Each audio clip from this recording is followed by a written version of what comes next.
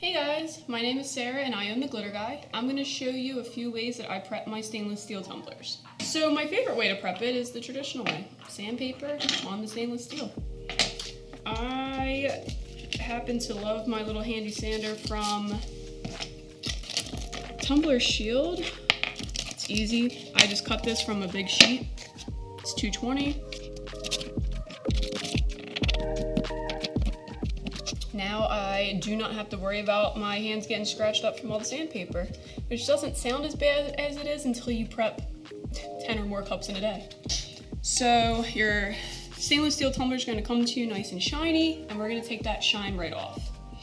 What we want to do is scratch up this whole tumbler. We're making a good base for things to adhere to. Otherwise, yes, you may get them to adhere to it, but if anything happens to this, the whole integrity of your tumbler is compromised because your first layer of anything is not actually really stuck to your tumbler. It's kind of just sitting on top of there. All your other layers will be stuck to each other though.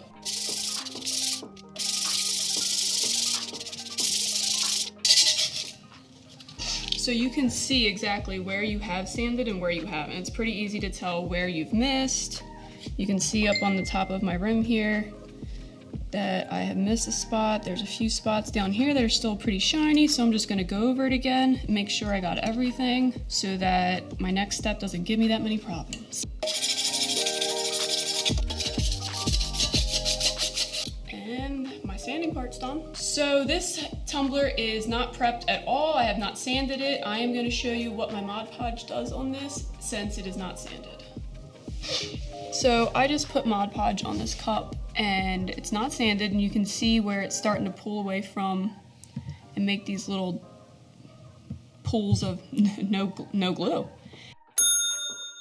So if I were to put, by the time I do this whole cup, by the time I got back around here to put glitter on it, those holes will have widened and we will have no Mod Podge there. So now that we have our cup sanded, we are going to head to the sink where we are going to wash this, and there is where I can show you my other two ways of prepping tumblers. So now that we have this all scuffed up and our dirty fingerprints and grease are all over this cup, let's give it a really good wash. See all my ugly scuff marks on there, which is beautiful to us right now. Now we are going to sit this guy down and not touch him with our fingers again forever. Another great way to sand your tumbler is using final sand.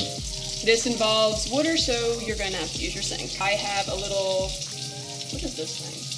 A scuffy thing? Yeah, like a steel wool brush. That is a steel wool, a scrubby steel wool. So we're going to wet our tumbler, take some of our final sand, come on, there you go. And we're going to take our little scuffy scuff, and we are just going to rub this whole cup. And while we're rubbing in our final sand, we are actually sanding the whole cup. Mild annoyance that you have to be at your sink, but I do believe that this is quicker than the sandpaper. You guys do not have to worry about remembering the name of everything, because I promise you I'm going to list it nice and neat for you at the bottom of this video. Now my whole tumbler's got tiny little scuffs on it. I'm gonna take some regular dish soap, clean that off, just like we did the other one. I can tell just by the way the water is dropping on this tumbler that it's got a pretty good sand on it. And we got water in there. You do not want to touch that again. My third way that I like to prep tumblers, if you do not have any final sand on you and you want to do the job just as quick, Dawn Power Wash. Wet our tumbler. Use our scrubby scrub again. Same idea. This isn't as gritty as the final sand, so I'm going to sand it just a little bit longer. However, I'm not going to sand it as long as we did with just the sandpaper. Got a little soap inside there.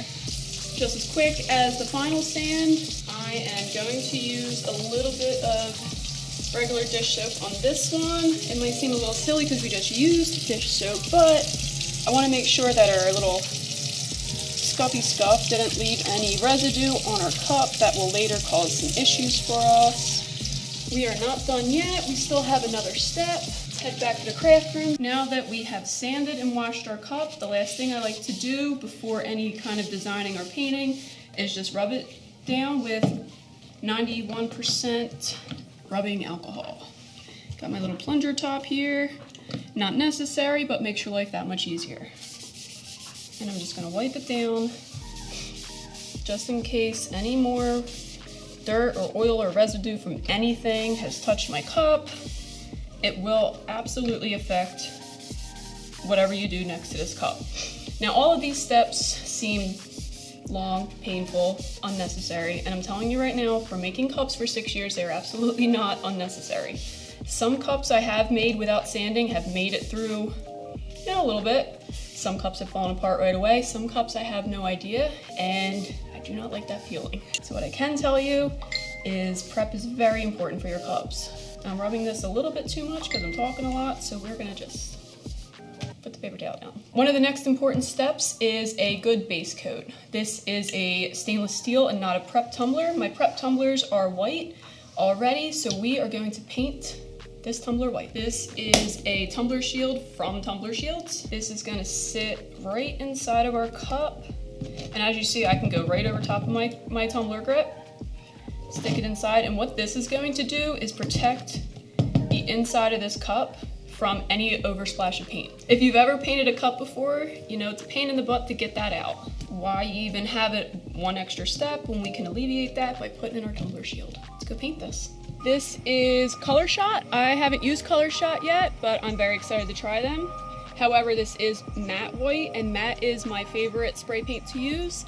I find that the glitter or anything else that tends to stick to your cup that you don't want to stick to your cup does not stick to matte spray paint as much as it does gloss. So I have shook my spray paint plenty. Less is more. This is a very hard lesson for me to learn myself. Do not, by any means, attempt to do 2 coats consecutively without letting this dry. You will be very sorry.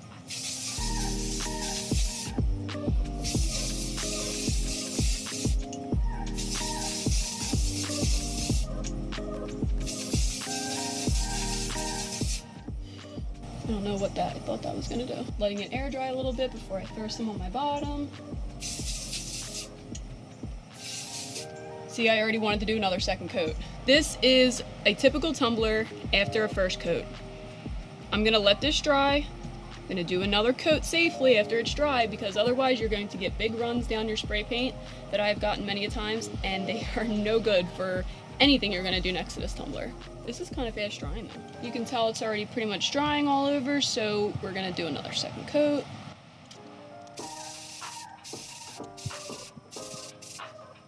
We've already got much better coverage, no drips because we waited drying in between layers. This just needs one more coat the same way that I did the other 2, and you will be ready to go. All right, final coat.